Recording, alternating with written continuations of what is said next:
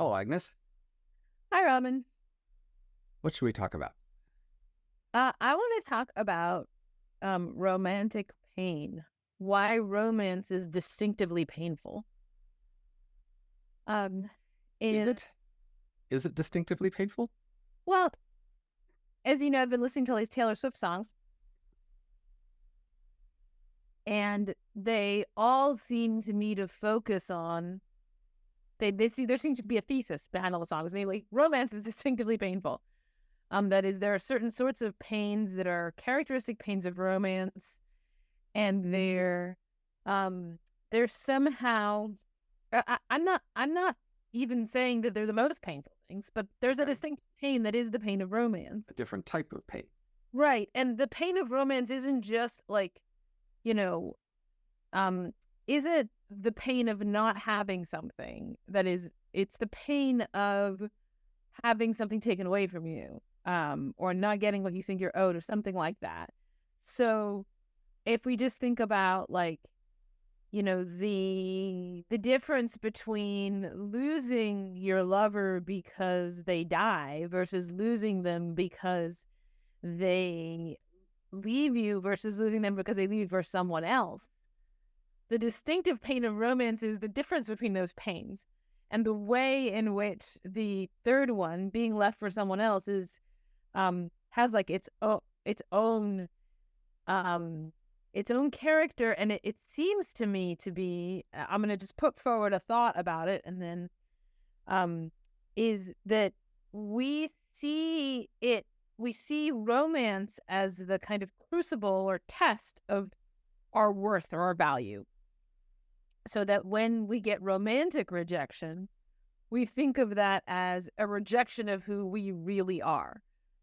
And that's connected up to the thought that in a romantic context, you make yourself vulnerable to the other person. You like expose who you really are. It's almost like you're taking the real test, right? So like most of the time in most of your social interactions, you put on a friendly face and you try to act nice and you make sure the interaction doesn't last too long so that it doesn't outlast how long you can put on that friendly face for. And whether the person accepts or rejects you, all they really accepted or rejected is the friendly face that you were able to put forward. But somehow, romance is the real test. You put forward who you really are, and then the person gets to judge it and tell you whether that's good or bad. And what they've judged is the real you. So you could really feel rejected if they say no.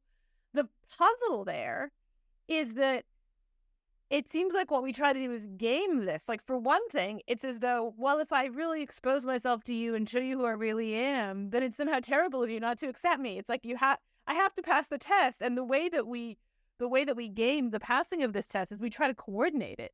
So you make sure that the other person is just as invested and vulnerable as you are, so that they better say you pass or you won't say they pass. There's some kind of cheating going on there where it's like, it's almost as though what we want is an evaluation of ourselves, but actually we want to cheat and like force it to a positive evaluation by trading on the other person's having the same vulnerability. Okay, so let's go through this slow. Let's compare first a set of other similar kinds of pains. Maybe failure at career. You might feel the pain of not getting promoted or picked for something when somebody else you thought was less deserving gets picked. Perhaps the pain of thinking that your parents favor your sibling and not you over, for their help and their affection. Maybe a friendship, where you wanted someone to be your friend and they were staying distant. Even hobbies. You might, be an actor as a hobby and get rejected for a role that you thought you deserved or wanted.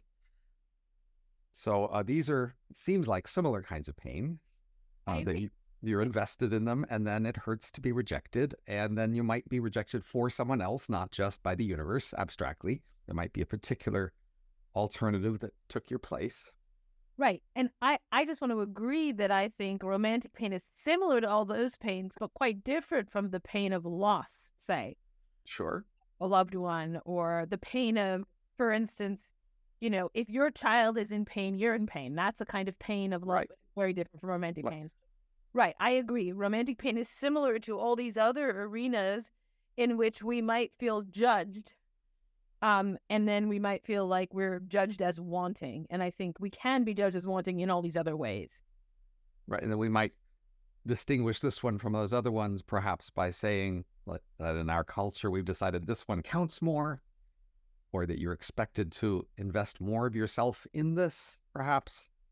It's more of who you are, I guess, being judged in this sphere. But that's odd because there's this usual idea that maybe your career self or your hobby self is somewhat separate from your romantic self. And that, your romantic partner is supposed to be okay with maybe you changing careers or changing hobbies, right? Because that's a different sphere of life. And you might even think your ultimate value to the world is more tied up with your career or even hobby than it is with your romance. So sometimes we belittle the romance to say, well, that's good for you and I'm glad you're enjoying it, but we don't tend to think of it as contributing to, the long-term growth of humanity or something. So it's interesting then that we might think of it even so as something that matters more. Maybe we just say it matters more to us, even if it doesn't matter to the world. I'm not sure who we is, but you've done polls showing that most people don't care much about the long-term growth of humanity. Very little of their evaluative energies using that as a reference. But just even society more generally at the moment, right? So we might say your career helps us all and we could all be grateful for your role in the world. And your romance doesn't seem to so much benefit the rest of us. Nevertheless, individuals might still care more about succeeding at romance than they do with these other things. Right, because you might think that the benefits that I produce for the world are not me. They're the benefits. They're separable from me. That's great for you guys if you get all those benefits from me. But I have this question, how good am I? Not how good are the benefits that I produce, but how good am I? And I think that we think the people best placed to assess how good are you are the people that see everything about you from every facet, the people to whom you're most open, and those are going to be your loved ones, but somehow especially your romantic partner. I do think people who put a lot of stake in their career, like it is possible for career to have close to this place in someone's life where they view that as the ultimate testament of their worth. And if they're just devastated if they don't get a certain job or if someone else is chosen over them or whatever, I think it can be pretty similar. But it's still, even in those cases, it still seems a little smaller in scale to the kind of emotional wreckage of. Although, interestingly, fertility trends suggest that in the last few decades, we had this norm that people should put off making their important romantic choices until they get their career settled. And that's true. I think that we've had a norm saying you don't make your final romantic commitment until then, but people get involved in romances from a pretty young age, and those romances can be emotionally devastating. In fact, I think they're especially likely to be. So even though they aren't as important from the overall life point of view, in terms of certainly when you finally commit, that would seem to be the more important choice. I think that maybe the period of life that I'm thinking of is the period where you're dating and, you're in the space of romantic rejection. Now, I think you can be in that space once you're married too, because you can get divorced, your spouse can leave you, you can leave them. But it's people who are dating and who in some sense are kind of committed to dating rather than committed to marriage that are going to be especially susceptible to this. So I think we probably have more romantic trauma than we did back when the norm was to commit earlier. So it seems to me that in some of these other areas where we could be rejected and have a lot emotionally at stake, the trajectory of our acceptance or rejection seems more predictable and slowly changes.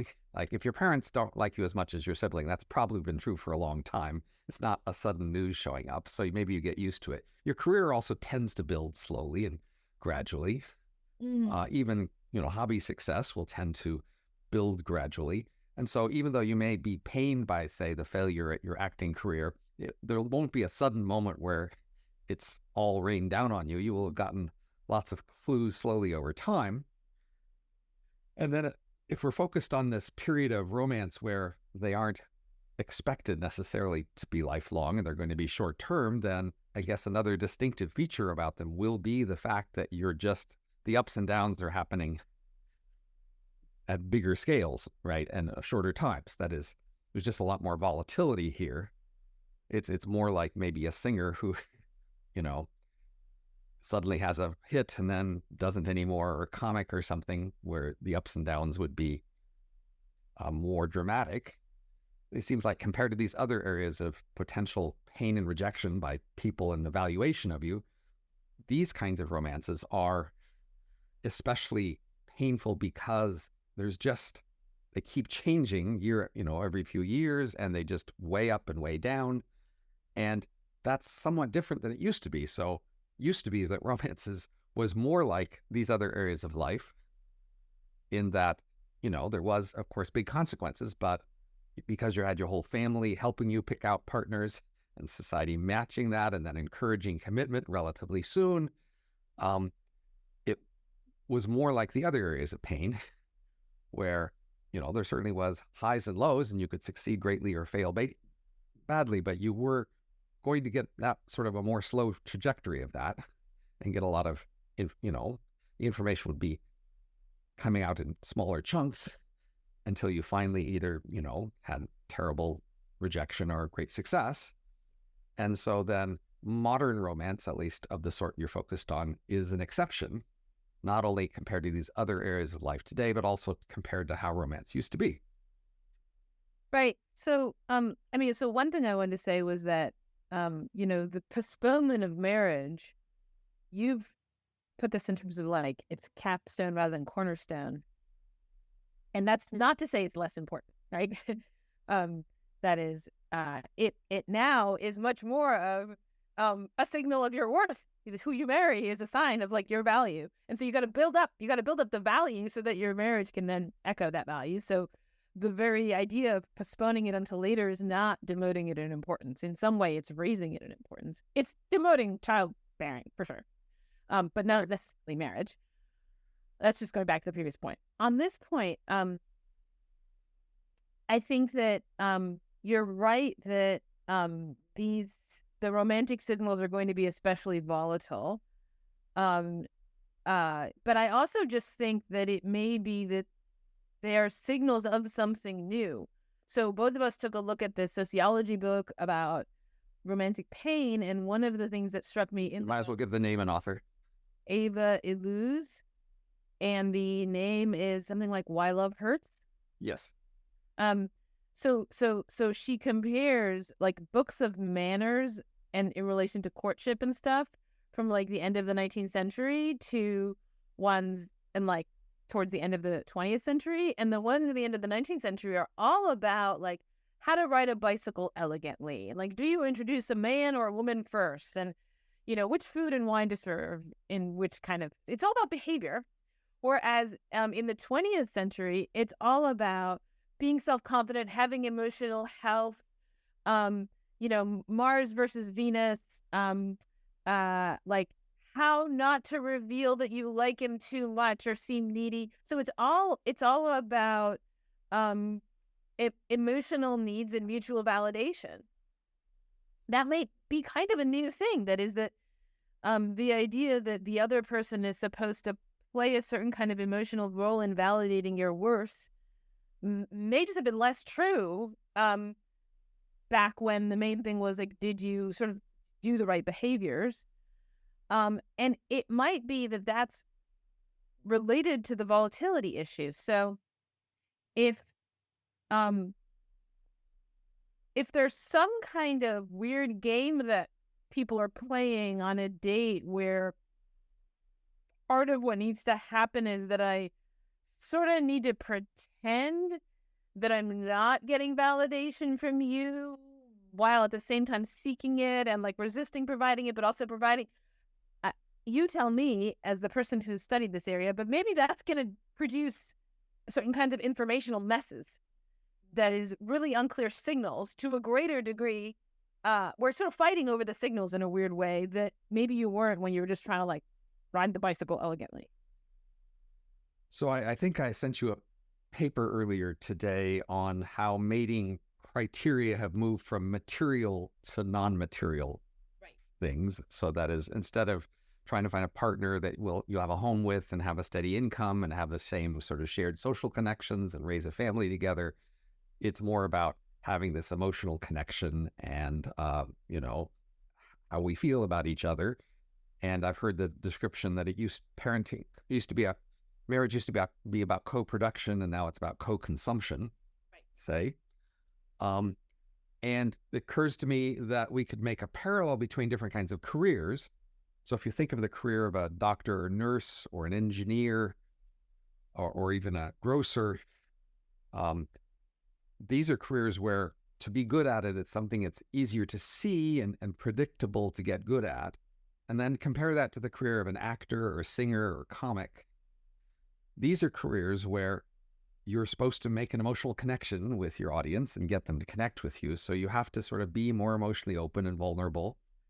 And then it is more volatile in the sense that it's just harder to sustain that and to predict it, whether people will like your songs or your jokes. And maybe in some sense, the career of being a married person has switched from being a grocer or an engineer to being a comic or singer. What you are trying to do now is to induce this rare, special spark of interaction, which is just harder to do and more emotionally vulnerable. And if you fail, it sort of cuts to the heart of you. So there is this idea that singers or comics, right, to be good, they just have to reach deep inside themselves and find their emotional core and reveal it and be open and find a way to get others to connect to you more directly, right? It sounds like we've turned romance into that kind of a career. So yeah, the phrase that popped into my head was like the idea of bring your whole self to your job, where then many people scorn that and they're like, look, I have a life and my job is just some small part of who I am, right? But then other people are like, oh, I want to bring my whole self, and I want employees who will bring their whole self. So the more you bring your whole self to your job, the more your whole self can get rejected by your job. And it's hard to imagine, at least hard for us today to imagine, not bringing your whole self to a romantic relationship. That is, it seems like it's just a prerequisite, but maybe it wasn't always the case that you had to bring yourself to a romantic relationship. So think about the movie Titanic. Our heroine, is choosing between a secure, rich, well-connected fiance and this emotionally engaging, fun artist. Right. And there's a sense in which the fiance is not bringing him offering his whole self to that relationship. He says, look, I should be good enough for you. I have the right family connections. I'm willing to marry you. I'm going to treat you right. But he's not opening himself up emotionally to her, and he doesn't think that should be required. Right. Right. So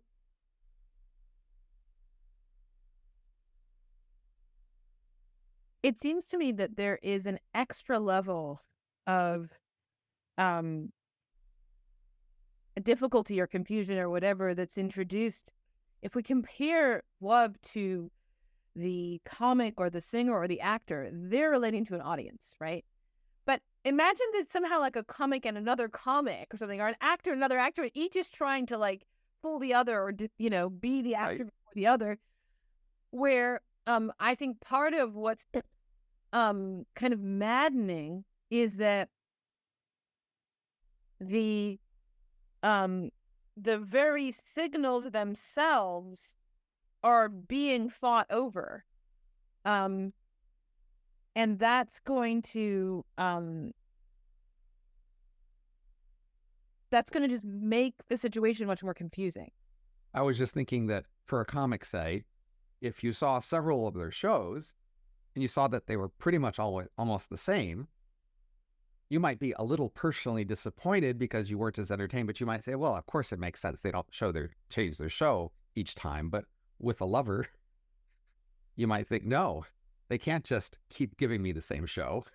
They have to keep reinventing the show every day, or it's not an authentic love show. And now it's even harder than being an actor or a singer or comedian, because at least they can work with an audience and find a shtick that works and then stick with it.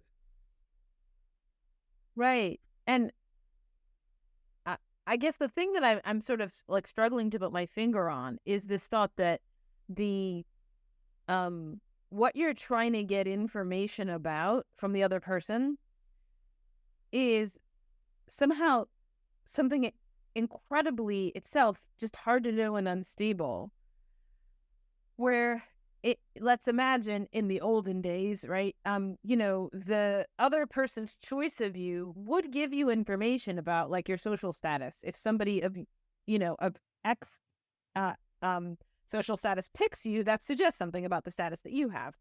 But you have all these other bits of information about that, right? In the world around you, the romantic partner is just one source. And you might just think there's going to be a lot of consensus, a lot of just like objectivity on this question of like, what is your social status? If that's what we understand as like your worth. But it almost feels like in this kind of the courtship mode of seeking validation, that the validation becomes like this construct between the romantic couple where, each person just seeks it from the other. And it's like each of us is trying to look, I'll give it to you if you'll give it to me. Where we're like an exchange where it's almost like you're kind of creating the value that you're appreciating. But I just find it very hard to understand, because it's like, how even do I value that valuation of me if I know that it's just I held you hostage with my valuation of you? How does that make me feel good? I noticed that there's this interesting trend in the arts compared to, say, 1,000 or 2,000 years ago. Long ago, the best artist was the one who could most channel the standard kind of art and be the best version of the kind of art everybody else was trying to do. So there was very standard ways to do architecture and, art paintings and statues and clothing and even interior decoration. And everybody was trying to be like the standard best. And then in the last few hundred years ago, we've changed to this very fragmented, distinctive style of art, where each artist is supposed to invent their own distinctive style of art, their own distinctive style of painting or singing or something. And that, part of what it is to be a famous artist is to be very distinctive. And so the artist has to invent a new self.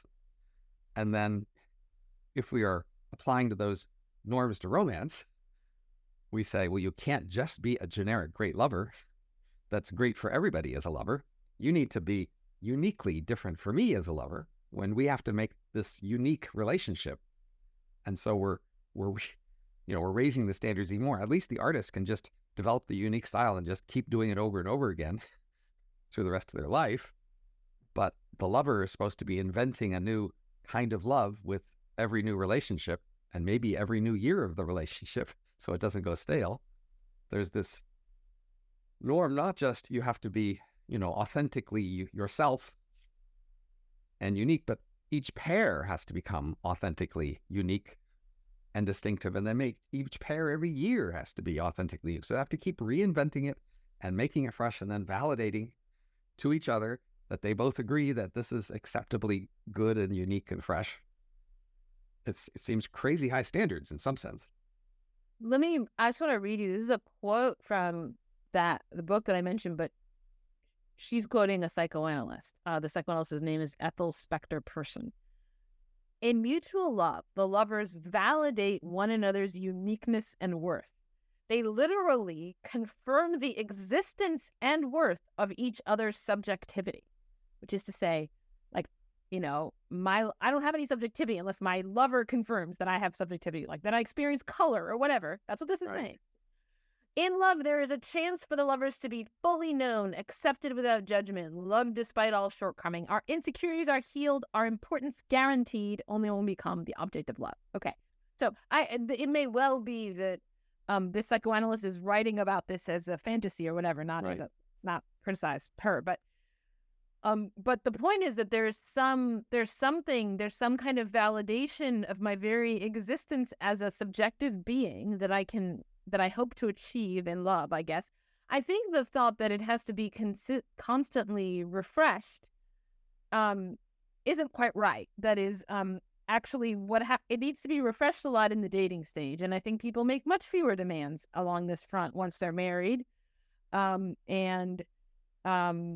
they've been married for a long time. So I don't actually think our model is a model of this has to be continually reinvented, but it does need to be reinvented in the early stage. And it sort of seems like there's at least many people, and maybe especially men, who are kind of so into this stage that they're going to not commit, right? So that they can have this experience of validation continues. The way to have the continuous experience of validation is to be regularly breaking up with the person and finding a new person where you can be at this early stage.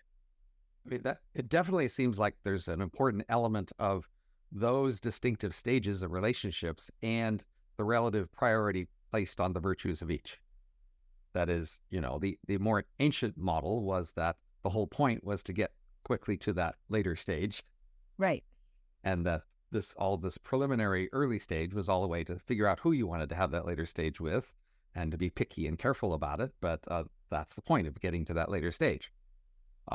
Whereas today, we more value that earlier stage for itself, and maybe even so much so that many people never want to get to that later stage if that's the cost of losing the virtues they see of the early stage. They're only willing to maybe commit to someone if they think there's a chance that in this committed the relationship, they'll still get to keep these valued features of early romance.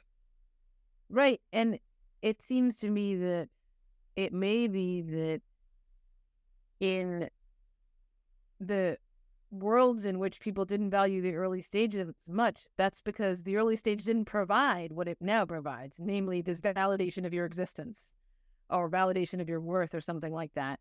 It might have validated your social standing. And this is the story that this sociologist tells, is basically it alludes that your marriage partner might have to some degree validated your social standing, but you had lots of other ways of validating that besides your marriage partner. So the main goal of the marriage partner was the stuff you could do with marriage, which is like have an established life. And relatively little of the contribution was to your worth as a person and your psychological needs. I think I'd want to rephrase that sort of description in terms of just changing status markers. That is, different societies just have different things that count for status, and they give different weight to different things.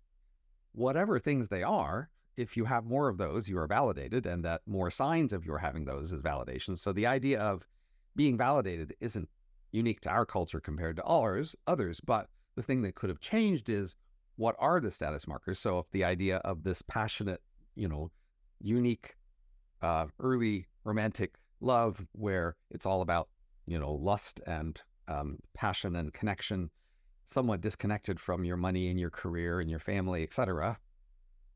If that's a thing we value, then to be validated, you need to have that. And if previous societies didn't value it as much or consider it a status marker as much, then you wouldn't be trying to be validated in those terms previously. You would be trying to be validated in whatever terms they counted for status. So again, I think that that's not quite right, though, because that would suggest that what I really cared about was like being seen as having this passionate romance, etc., by the outside world. And at least like a lot of Taylor Swift songs suggest, no, I don't care at all what the outside world knows about this. I don't need to have this status for the outside world. Rather, what the situation is that you become hostage to exactly one person's status assessment of you, namely the lover. So the lover, so this, I can translate this into status language. Okay, right. Is that your status is now only a matter of what this one person thinks of you, such that if they break up with you, if they don't care about you anymore, then it's like your worth is just gone because they're the only person who can decide your worth. So it's not society at large, it's this one other person. But that's consistent with what I meant. So when I say status markers change, I don't mean change in the appearances and what appearances we care about. I mean a change in the actual things we find virtuous, such that we want them and want them to have value. So this is a change in what are the things we count as virtue. Right, but it's also a change in like whose eyes are we being judged in? Of course, yes. And here the thought is that there's just one other person, and that makes you incredibly vulnerable because if they're a bit, unpredictable, then you don't have any backup. So if it's like your social status, there's lots of different places you can go. An analog would be a world where you have a boss, and the boss just determines a lot about your life. Then it's really important that you please your boss. In order to please everybody else, you need to please your boss. So those don't come apart. Right. So here, to impress the world, you need to impress your lover. So, you focus on impressing your lover, but I mean, we don't have to actually decide which one you care about more. They go together. You might just really not care at all about impressing the world. Like, that might be gone. I think that's the story anyway that Deleuze is telling. Is not that, in order to get the other things you have, this person's not the gatekeeper. They're actually the only thing that matters. It becomes this kind of monolithic thing where they determine your worth. And it's not that other people think you have worth if they do. The other people don't matter. This person matters. But you still got to choose who this person was. So in the early stages of deciding that they should be the one who matters. And that's the complicated, negotiation, where it's as if what you're saying is you're trying to come up with like a contract, like, I'll be your assessor if you'll be my assessor. If we can just both agree we're going to assess each other really high. It's like we each have to take a math test and we're going to grade each other's tests, and we're going to agree in advance to give each other 100% no matter what we score on the test. That's like what romance is striking me as, which seems crazy, because it seems like if we do that, if you and I agree, we'll each give each other 100% no matter what we score on the test, and I get my score back from you and it says 100%. I know that doesn't mean that I'm not good at math. So why do I feel validated by you when I know we made this deal? I don't think people are very consciously thinking in terms of, getting a high grade from you per se. But I think that, we just, as we get close, our attention focuses on the other person, and then we want them to have their attention focused on us, and we want it to be positive in both ways. It's not attention, it's validation. Validation means saying that something is valid. And the question is, are you valid or not? And it's like they're only allowed one answer. So how's that validation? But I just don't, in these contexts, I think these concepts are just so collinear, i.e. just go together, that we can't disentangle them. You want them to love you. That's validation. Is it you want them to love you because it's validation, or you want validation because it means they love you? I don't think we can tell exactly in the moment, at least. But the key thing for your points is that, compared to these other areas of life, or even in the past, success and failure in other areas tends to sort of go more, a more steady trend over time. You get lots of little clues that add up to the total signal at the end. And yes, you could be very disappointed, but there's no particular moment you are especially overwhelmingly disappointed. But now in this world, where you're supposed to have these sequence of relationships, each of which is entirely you're entirely open and vulnerable, and everything about you is supposed to be visible and at stake. And then, it breaks off and you have another one. Well, now it just seems obvious that yes, you're just going to have much higher ups and downs than in these other areas. That can be the straightforward explanation for why so much romantic pain compared to other areas of pain. I think that it's important to understand it as validation, where what's happening is somebody is affirming or approving of your value, and that convinces you that the value exists and is there. That's the structure. It's not just that they want someone to love them, because they wouldn't necessarily want a pet to love them, or they wouldn't want so-and-so. They want the kind of person who, if that person loves them, they feel validated. That is, they feel valuable and important and significant. I'm going to read an exchange from this book. This is an interview with Talia, a 42-year-old academic with 2 children. She works at a large university on the West Coast. After telling me the story of her breakup with a man with whom she had an extramarital affair, she adds, it hurt. I agonized over it, but I feel that I also took away very important things from that story. Interviewer: what things? Talia: he is a very famous academic. Everyone is in awe of him. Before I met him, I felt I was this invisible, insignificant thing that no one paid attention to me. I always felt the more stupid one in the room. But when he chose me, when we were having the affair, I felt I had become a very special person. I literally felt smarter, and I could go up to people I would have never dared talk to. I could talk to them and feel their equal. even now that it's over, I feel I learned something important about myself, because if he could think I was special, then I felt I was special. I became less afraid of people. Okay. So this is just someone pretty directly communicating what it is to be loved. It's not just that he loved her. It's that his love was an indicator that she was valuable or important. And the puzzle that I'm trying to raise is, if that's what she wants from him, but if they've made this deal, if they're going to provide it to each other, then how can his love be evidence of her worth? So a principle of yours that I've heard from you before is that you want to give descriptions of people that they might embrace. Mm-hmm. And I think, there is these correlations that what men want in relationship is more about looks or passion, and what women want was more resources or status. That's, in various surveys of mating preferences. So becoming less true. Becoming less true, but still. They are more into. But still true. Yeah. Okay, so it might be more true for women that they would be more willing to consciously say, I like this man for his status, and his status validates my status. It's less true for men. I think most men are just not willing to embrace that as their view of their relationship. They might say, I love her because she's hot. That might be true, but it's not so much that she validates me. But that still might be, I think, an acceptable description from a distance of them. They're just less willing to embrace it themselves. But I don't think there's so much of a paradox in the example you just give, because this man isn't primarily high status because of her evaluation of him. It's these other people who validated him, and then she will be validated by connection with him, who is validated independently elsewhere. It's not just two people who arbitrarily raise their evaluations of each other.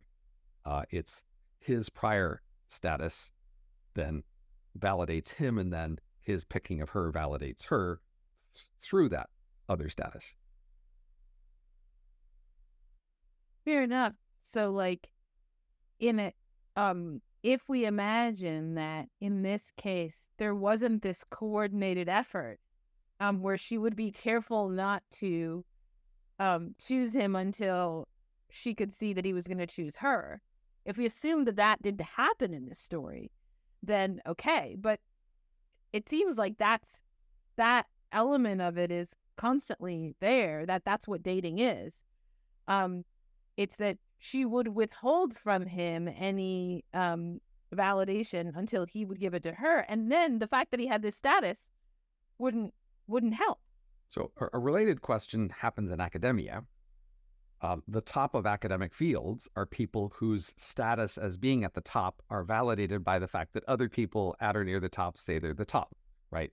It's called a mutual admiration society. And once we realize that that's the structure, the people at the top are the top because other people at the top say they're the top, we might say, well, I can't trust that. I can't believe those people are actually good because, look, it's just part of this mutual admiration society. Yeah. And if you thought the process of producing that mutual admiration society was really random, that might well be a reasonable conclusion. But if you believe the actual process by which they got to the top involved a lot of moving from lower levels with lots of comparisons made, etc., you might think that that whole process did validate those people at being at the top, even if there is a lot of mutual admiration going on. So you could just look at the whole history of these people moving into these relationships and still say, well, look, that whole history does support their claim, even if there is this, mutual supporting element in their last acts of choosing each other. And maybe you'd even want to discount those last acts somewhat, but the whole process could still validate the claim. But then it seems like in the case of the academics, right, there's all this backup in the world. It's like the old world of dating where we had to decide how to do the bicycle elegantly. That is, there's all this other evidence about your worth as an academic. Like you have some fancy names before your professorship and you have a big office and you're an academic in the first place. And so this mutual admiration is then backed up by this whole edifice. And it's not as clear that exists in the romantic case when everybody's falling in love with everybody else, is that the bar is pretty low if everyone can have love. So you're not that going to be that. But not all love counts the same.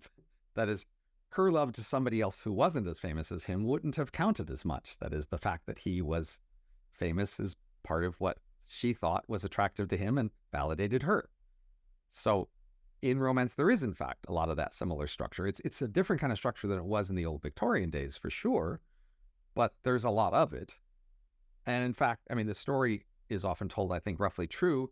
Our world is more like a mating market, i.e., each person has more choices, and they make more choices more often, and they get more signals about the choices they have. And that predicts that basically people are making a more precise estimate now about the market value of the potential choices than people could in the past. The net value effect of all these signals is to be more informative, not less than it was. And I think that, so this is where I think that the idea of the totally idiosyncratic status marker, you still haven't integrated that into your model of what I'm saying.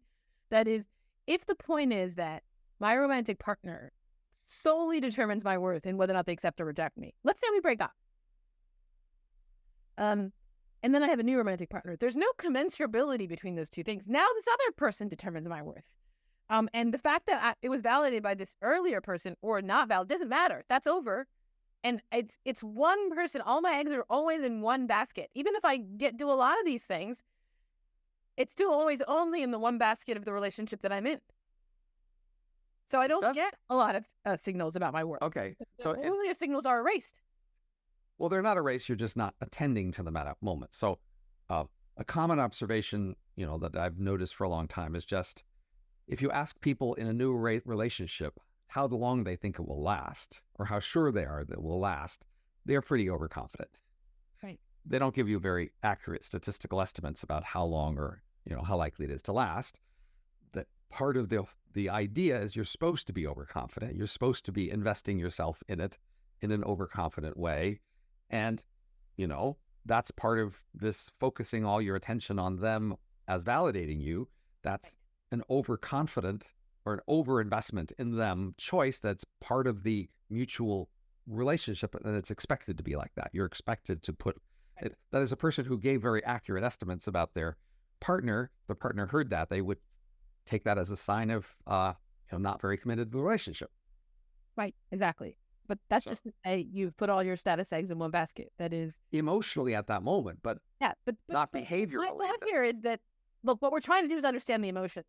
I don't care about your status. I care about how you feel, because the point is, what is the nature of the pain? What is the distinctive character of the pain? And I think that, say I'm in a committed relationship and I reject the person, but they never rejected me, so I should still feel pretty good status-wise, right? And now I'm in another relationship, and now this person, it's not clear whether they really want me or not.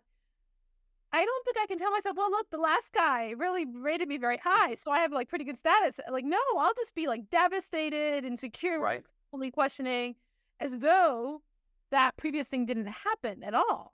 And so it's almost like not just are all your eggs in one basket, but maybe all of your eggs are in the one basket of what's happening at this moment. Yes. Wait, I'm gonna read another quote. This is a 40-year-old lesbian woman in a new relationship. She said in an interview, "We had an amazing weekend where I met her friends and family, and also we had amazing sex. And after that weekend, she told me, maybe you should come only for 2 hours tonight, or maybe we should wait till tomorrow to see each other." I felt such anger and rage at her. And now as I'm talking to you, I feel overwhelmed with anxiety. I feel paralyzed. How could she do that to me? Right? So this is someone where she just met her girlfriend's friend and family. They had sex. It was wonderful. But now it's the next moment. And the girlfriend's like, maybe let's just get together for 2 hours tonight. And there's that absence of the signal. And she can't take the status that she got over the weekend. It doesn't transfer anymore. That's gone. So I maybe the question that you're really just asking is, why do we tend to put a premium on very, isolated pairwise relationships? That is, so when you have a set of friends, you can have a group of friends and they all like each other, and you ask which one's your best friend. You might not be that sure. You might pick someone, but their best friend might be that much better than others. And it would be okay to have a group of friends where you all liked each other pretty similar and nobody was exactly the best friend. There weren't particular pairs that were especially strong. I mean, there could be, but that would be okay. But it would also be okay if there weren't any particular strong pairs. It was just a group of friends who likes each other, right? And that's also true for coworkers. It's okay for coworkers to mutually respect each other and get along without there being particular pairs of coworkers who are especially strongly bonded. But in romance, it seems a different standard. No, the point is you're supposed to pick one person, and you're really supposed to distinguish that person from everybody else. And you're supposed to be focused on that one person as the relationship. And that's a huge priority. And so basically to accommodate that priority and to prove it or to show it to people, we overdo it. We signal as much as we can that we are just going to go as full into this pairwise relationship as we can. And the other partner is, of course, vulnerable to that if we don't do the same as them. So we have to have this mutual dance by which we mutually ramp up our commitment to each other, and then we might way exaggerate it. And certainly a lot of romantic stories like Romeo and Juliet or whatever are these over-the-top descriptions of how much one person was committed to each other after hardly knowing anything about the other person, knowing them for very long. But we love those romance stories exactly because it's about this pairwise strength, right? So I'm thinking of a signaling story where that's just because, clearly it makes some sense evolutionarily. There would have been this priority of pairwise relationships in mammals going back for many millions of years. And you had to pick a particular other person, and you wanted to signal that you were attached to that one other person. They're not just one of a number of mutually similar options and that you're going to spread your energies about on. You're going to pick one. And if that's the thing, and of course that was true in the past, but the difference is now you have this one, but it might not last that long, and you're picking another one soon. And so you have all this. How is that the one then? I mean, so it makes sense to me. The story that you've told makes sense of like commitment and deciding to be married and all of that. But the putting all of the value of your worth eggs into the other person's basket, but only for like 6 months until you find the next person to put your eggs into their basket.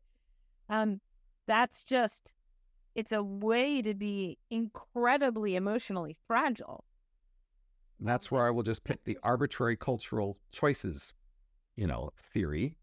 That is, our culture happens to have stumbled into a world where we've decided that that's the mark of virtue, is how strongly you are attached to or, involved with whoever you're with, even if it is only a short-term thing. Maybe the thought is, if we were to agree that, say, social status or wealth are a mark of virtue, that is being, aristocratic or whatever, high class, is a mark of virtue, then we could go for that, or we could anyway rest our worth on that. But once that goes away, we start to have a very hazy conception of what our worth is. And that's really the culprit here, is this thought that I have some idea of what my worth is, and then the only person who could assess it, they have to be uniquely placed to assess it. They're like the only person who could really see it properly. And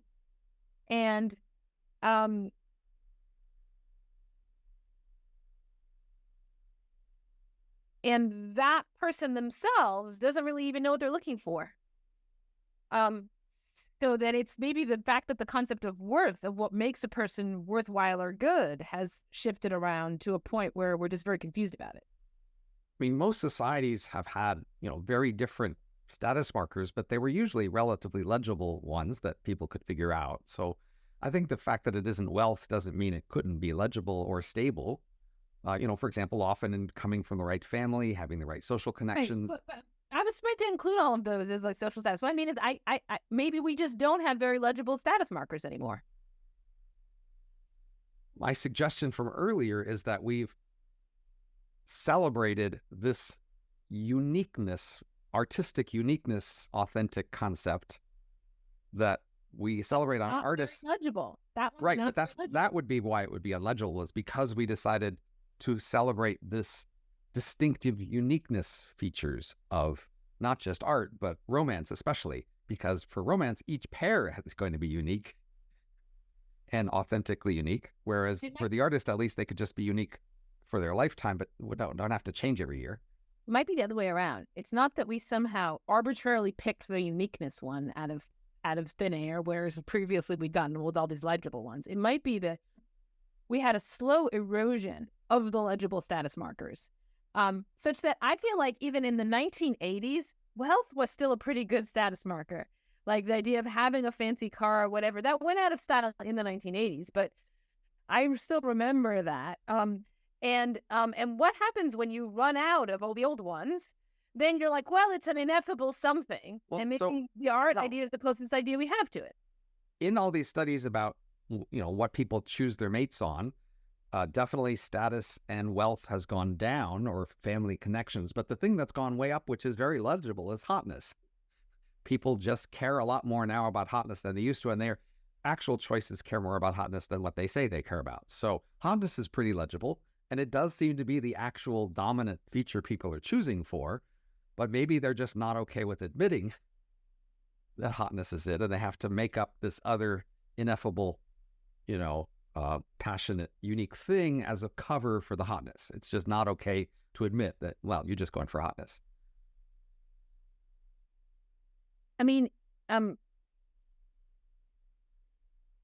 it may be that, look, you have to pick on the basis of something at the early stage, and hotness is very much on the surface, right? Even more than wealth or status. But I think that, so I find it very plausible that that's like going to govern initial attraction.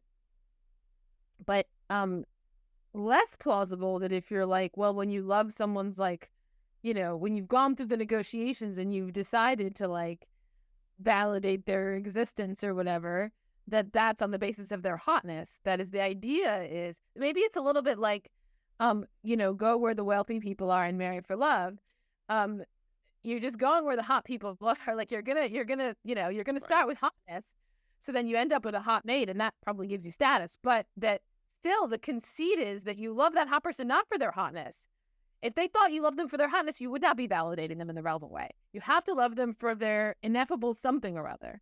So let me turn this around and make an observation I made before but forgot in this context, which is, I think that just in fact, people don't typically know why they like people and why they like them how much.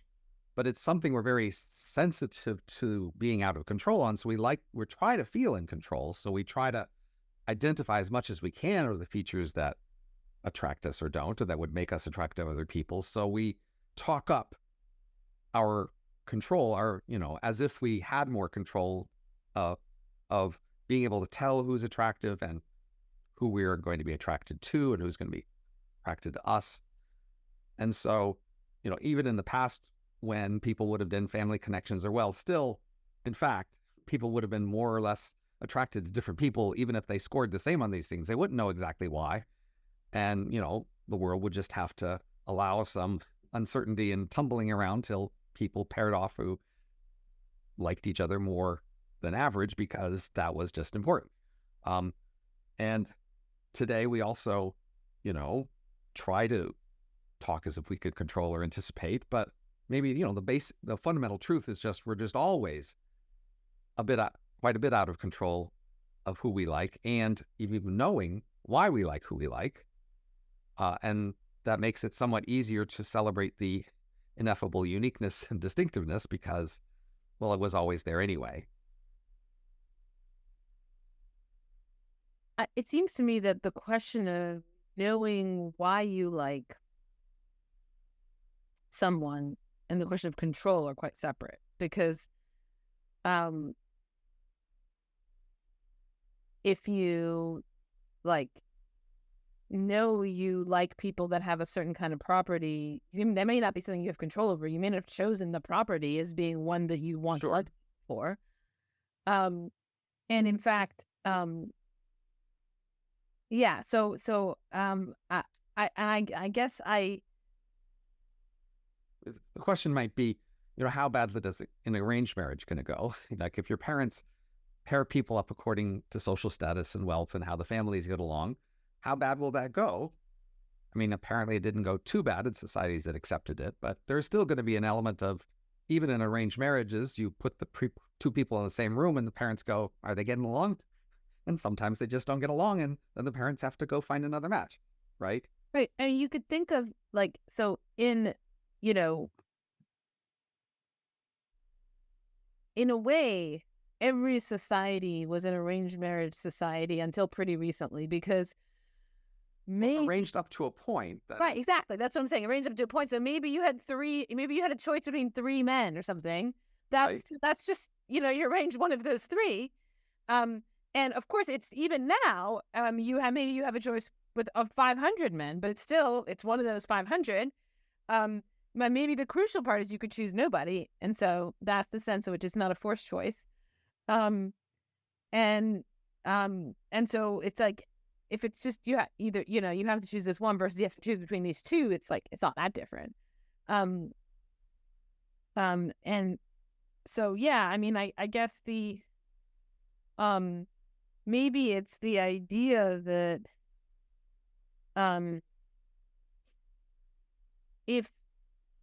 if someone could choose both between you and nobody, because that's like a viable option for them, and between you and lots and lots and lots of other people, and then they choose you, then that's a more plausible scenario for thinking this validates my worth than if you are only ever between one other person. So I think the number of choices is somewhat illusory. If the question is, when you get close to this person, how well does it work and how long does it last? Then you can't really do that with 500 people.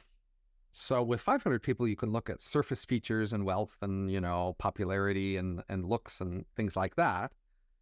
But there's a sense in which, well, if we aren't willing to just choose on those, you weren't willing just to commit on those things, you say, okay, well, that's good enough to try, but let's see how we get along.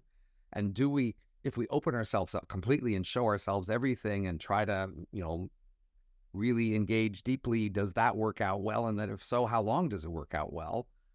There's just a way in which you can't try that for very many people. Maybe it's more than 3, but it's less than 30.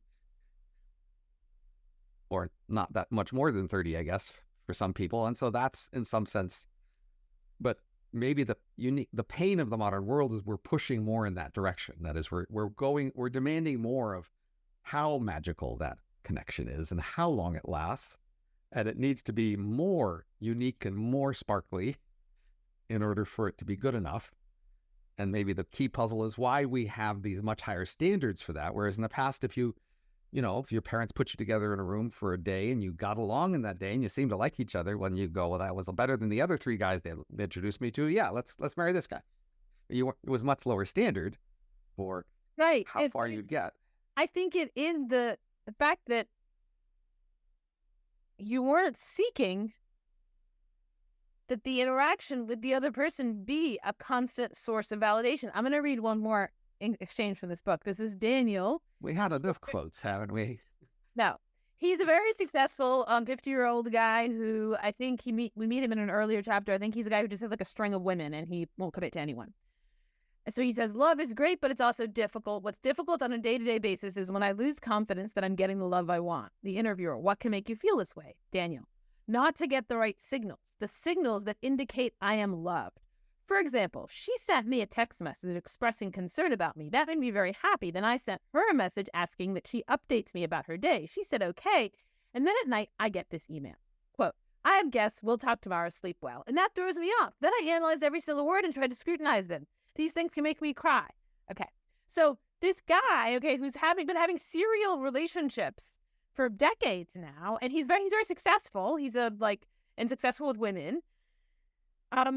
It's not enough. In none of them does he feel like this person is really and fully validating him. The validation is somehow never complete. He's never getting enough of it. And that it seems like a very different kind of demand from the demand that is being made in Jane Austen. So we're nearing out of time. So let me suggest a summary here. Okay. Economists believe that people don't satiate. Many people have thought that if we got rich enough and peaceful enough and the world got better enough, that people would get enough of what they had previously wanted. And then their life would be a world of ease and peace where, because they had enough of what they wanted, they could feel secure and comfortable and enjoy life. But we economists suggest that instead, as we get more and more opportunities and more options, we just raise our standards. And then the key question is, where do we raise our standards more?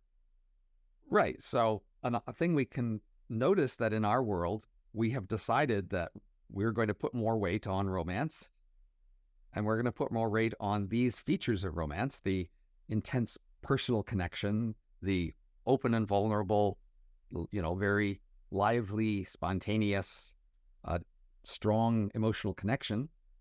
And that's what we're valuing. That's what makes our lives seem valuable more than it was in the past or more than other societies. But because it's such a volatile thing, and intrinsically hard to achieve, just as with acting or music or comics, right? Having the magical performance is just harder to reliably produce and more going to fluctuate with context. Then that's what we're trying to produce in romance, and it's just going to be painful because we put everything that we are on stake. That's kind of the norm, and we're supposed to, in our emotionally, everything's at stake, and it's just intrinsically unreliable. It's by its nature volatile and random. But we've decided that's what we value. Maybe we value it because exactly it's the sort of thing that's still hard when you're rich and peaceful. I'm just trying to imagine like another version of this and how crazy it would look to us. Imagine if you got all your status from like whether or not like a newborn baby, say between 0 and 6 months, like smiles at you, right? And Right. they smile at you that day, you have a good day, and if they don't, you have a bad day. And once the baby is more than 6 months old, doesn't count anymore. So you need to have another baby and check whether that one smiles at you. First of all, we'd end up with so many babies, right? And second of all, you'd be hostage to this like tyrannical idiot, which is what a baby basically is, that doesn't know anything about what's good about you, and that's what you were getting all your worth from. Robin, are you still there? Yeah. Last thing I heard was you need another baby. Okay, right. You were getting all your worth from this tyrannical idiot, is what I'm saying, and that seems obviously dumb because the baby doesn't know anything about what makes you valuable. So it's a bad signal. And so what I'm saying is like, this just seems crazy to me. That would seem crazy because it seems like you could point out to them, but these babies don't actually know what makes you valuable. And it sort of seems like we could say the same thing about love, and I just don't quite get why that doesn't correct the whole thing.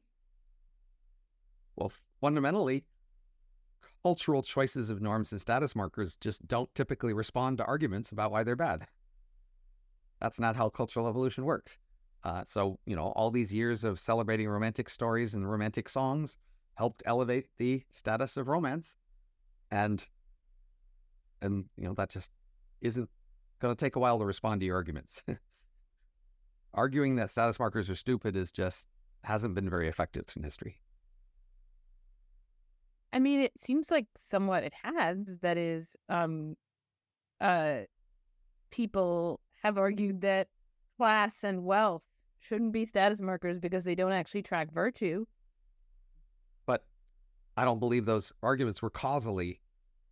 So just in general, when cultures change, whoever had been arguing for that change will say, yay, my arguments caused the change. But in fact, they're just claiming credit for something they didn't cause.